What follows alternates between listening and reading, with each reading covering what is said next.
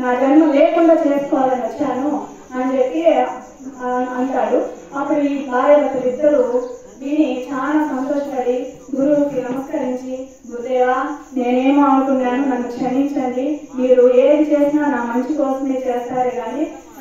చెడిపోవాలని చేయరు కాబట్టి ఇట్లాంటి బిడ్డల్ని ఉన్నా మేము నరకం అనుభవించేవాళ్ళమే కదా, అట్లాంటి నరకం నుంచి మీరు తప్పించడానికి మీకు శతకోటి వందనాలు స్వామి అని చెప్పి ఆ బిడ్డని ఇంకా గురువు దగ్గర ఆశీర్వాదం తీసుకొని పోయి పెంచి పెద్ద చేసుకొని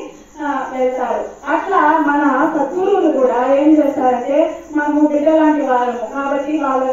గురుపాదం పట్టినప్పుడు వాళ్ళు మనల్ని ఎక్కడికి రక్షించి కాపాడి